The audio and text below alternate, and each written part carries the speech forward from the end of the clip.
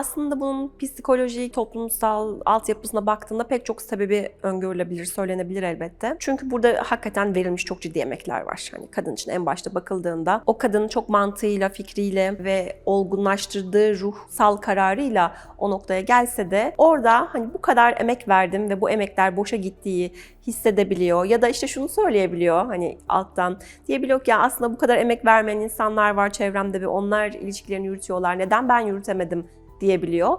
Bu çok insani bir süreç bunu yaşamak. Ama gerçek noktada işte neden bu bir başarısızlık olarak adlandırılıyoryu belki sormak lazım.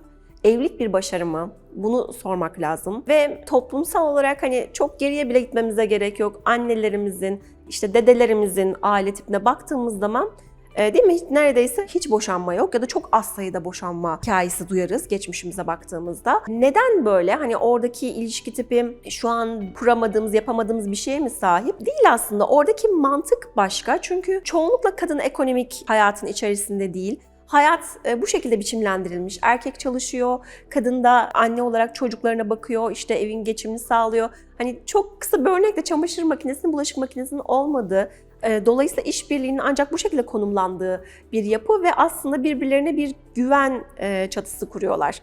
Her iki tarafta birlikte yaşama bir güvence sahibi olarak devam ediyorlar. Ve bu noktada da tabii ki aslında boşanmak elverir bir hali yok toplumsal olarak. Ancak gelinen noktada evet kadının meslek hayatına girişi tabii ki tek başına bu değil. Hani kültürel altyapısında tüm dünya için evliliklerin neden gerçekleştiği düşünüldüğünde artık iki tarafında manevi olarak kendini geliştirme arzusu taşıdığını görüyoruz. Yani kendi varlığını, kendi kişisel yolculuğuna hizmet eden ortak bir manevi değer varsa, burada kendini geliştirdiğini, ilerlediğini hissediyorsa evliliklerin devam ettiğini görüyoruz. Yani aslında o daha çok maddi olan kaygıların daha manevi olan kaygılara yerini bıraktığını görüyoruz. Aslında bunun bir olumsuz değil, olumlu bir gelişim olduğunu kaydetmek gerektiğini düşünüyorum ben. Boşanma davalarıyla uğraşan bir avukat olarak.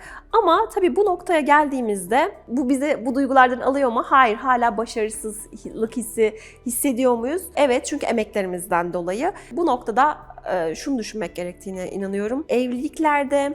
Evliliklerin süresinin mi bu kadar uzun olması bir başarı, yoksa o evliliğin içerisinde huzurla, birbirinin varlığına, gelişimine hizmet ederek o birliğin içerisinde birbirini desteklemek mi bir başarı? Dolayısıyla süreye bu kadar büyük bir başarı atfetmek çok da doğru bir yaklaşım değil. Tabii ki bu demek değil ki evlilikler her sebeple bir anda bozulsun, boşanmaya varsın. Elbette değil ama burada düşünülmesi gereken en kıymetli şey ilişkiler bizim varlığımızı anlamlandırmamız için bir araç. Evlilikler keza en değerli ilişkilerimizden ve bu nedenle bizim evet varlığımıza hizmet ediyorsa o evliliğin bir ömürce sürmesi çok kıymetli ve bir başarı. Bu yüzden bir boşanma avukatı olarak şöyle düşünüyorum. Evliliğin ne kadar yıl sürdüğü değil başarı olan, kişilerin o evlilik içerisinde kendini ne kadar geliştirebilme fırsatı bulabildiği.